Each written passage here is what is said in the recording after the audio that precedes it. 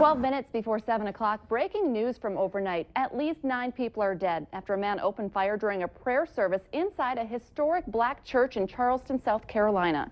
Police are now saying there are 3 survivors of that shooting. It happened last night at the Emmanuel AME Church in downtown Charleston, one of the oldest black churches in the country.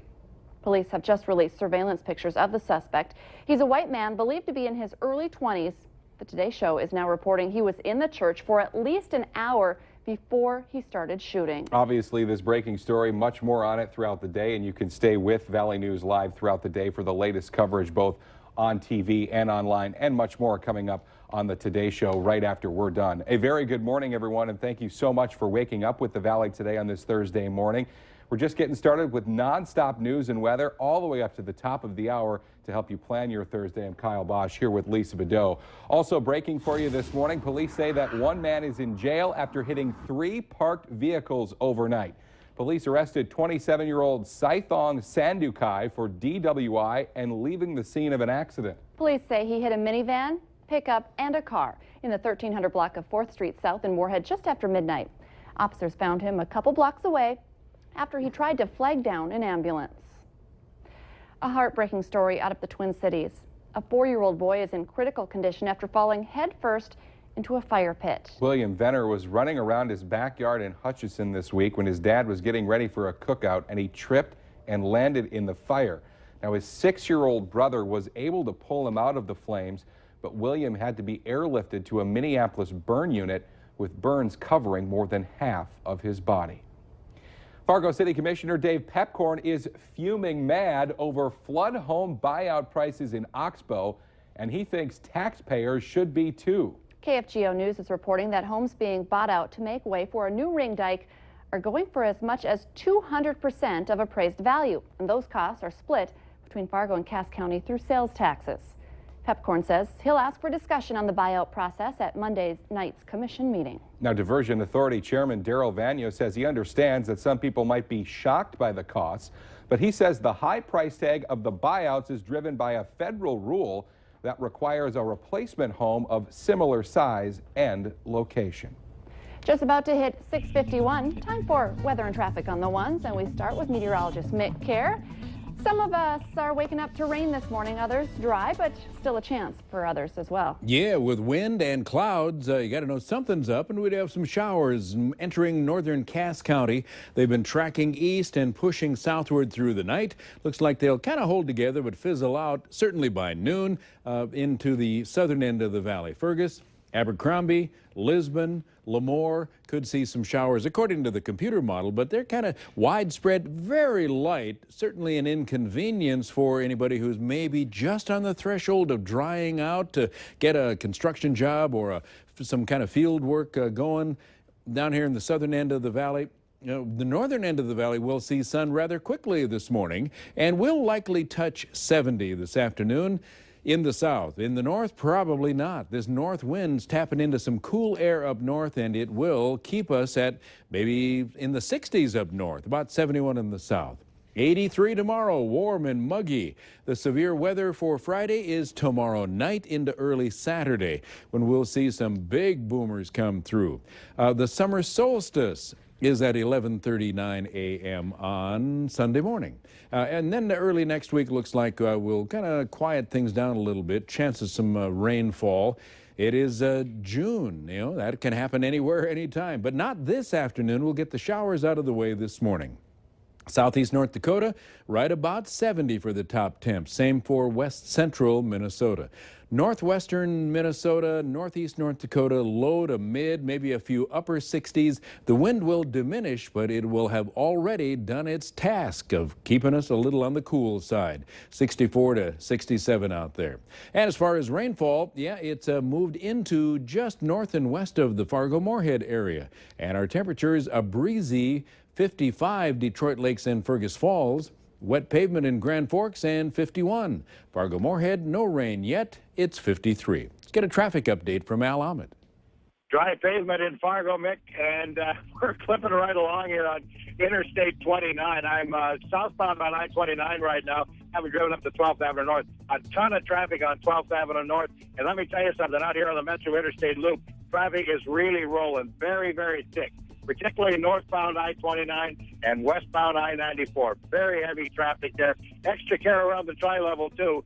There were some actual backups in there, so make sure you're driving extra carefully. On I-29 in Fargo, Willamette Valley today, traffic. Minnesota lawmakers and top officials have been ordered by a judge to meet in early August to start figuring out how to fix the state's sex offender program. A judge ruled yesterday that the program is unconstitutional because it essentially keeps offenders behind bars with no way to complete a treatment program and be released. Governor Mark Dayton says he believes the program works and could be appealing the ruling. Yesterday's ruling comes after hundreds of sex offenders in the program filed a class action lawsuit against the state. A Fargo woman was hurt last night when she drove off a highway ramp and hit a tree near Barnesville. The Minnesota State Patrol says 45-year-old Teresa Linus was traveling on I-94, took the ramp to Highway 108, but then left the ramp and crashed into the tree.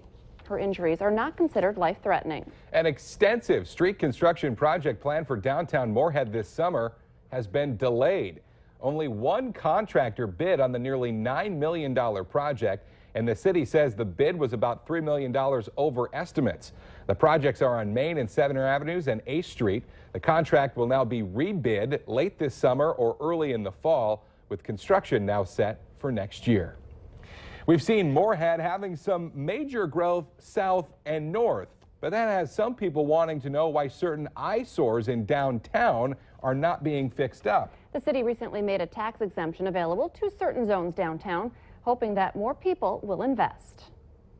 If you really stop and think about it, we have a lot downtown already. We just need to kind of fill in the gaps a little bit more, and we're working on it. I think our answer is that we can see downtown development and redevelopment in multiple areas. It's just working with the private sector, working with those kind of parties that can do projects and do work and want to develop property and do more than what's there today.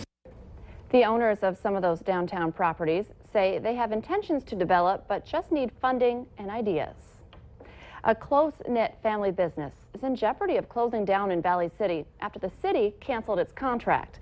Valley Recycling has worked with the town for the past 6 years to reduce people's waste. But issues with the city started when the company closed one of 2 recycling locations because of problems with illegal dumping.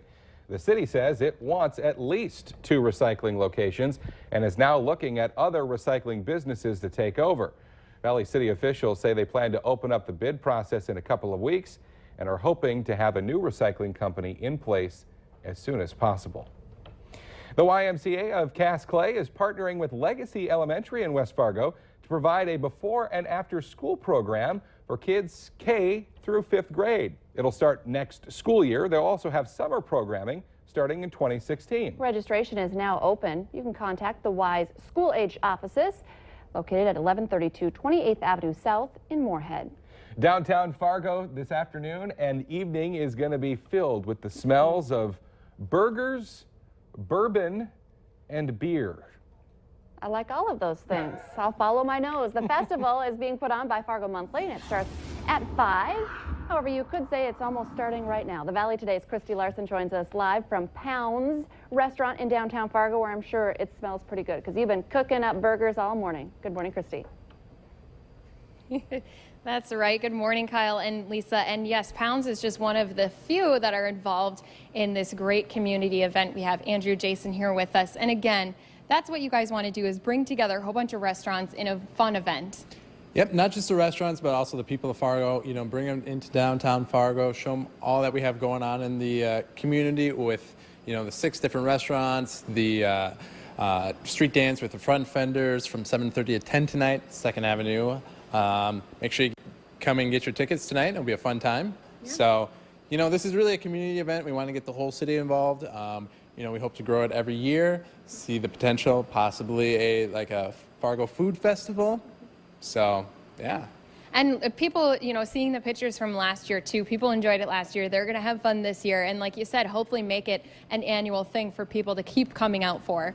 Yep, exactly. So Fargo Monthly's mission, you know, is to be the magazine of the city and for the city. So, you know, we like to feel like this is a great value, getting a lot of bang for your buck. We try to keep the price as low as possible.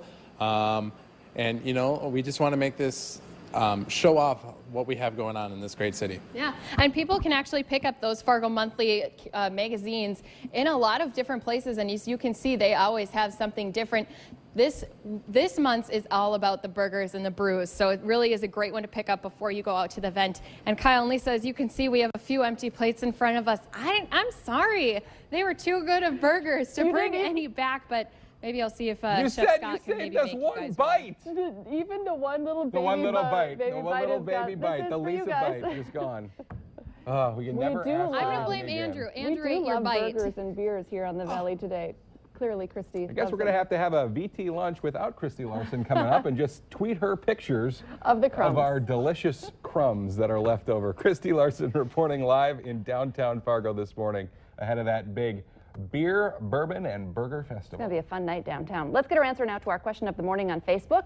Most Americans do this from time to time, and when they do, it's for an average of 4 days. The answer, go on a diet. A burger and beer diet? A burger and beer diet, does that count? Is that the kind of diet I can stay. I think I can 4 stick- days straight. I think I could stick to that diet a little bit longer. Yeah. You can answer our question of the morning every Monday through Friday at our Valley News Live Facebook page. All right, quick check of the forecast here for the day. Planning for some morning rain showers going to come through here. Cloudy, breezy, and a bit cool. And yes, some rain coming through. Should be done by noon. And this afternoon, might not hit 70 in many locations. I think it will around Fargo-Moorhead. There's where the showers are. We're going to get a few damp pavement spots. You're going to maybe get wet if you're waiting for the bus here shortly around Fargo-Moorhead. Thanks for waking up with the Valley today. More local news and weather for you right here in 25 minutes. Have a great Thursday, everybody. We will see you tomorrow morning.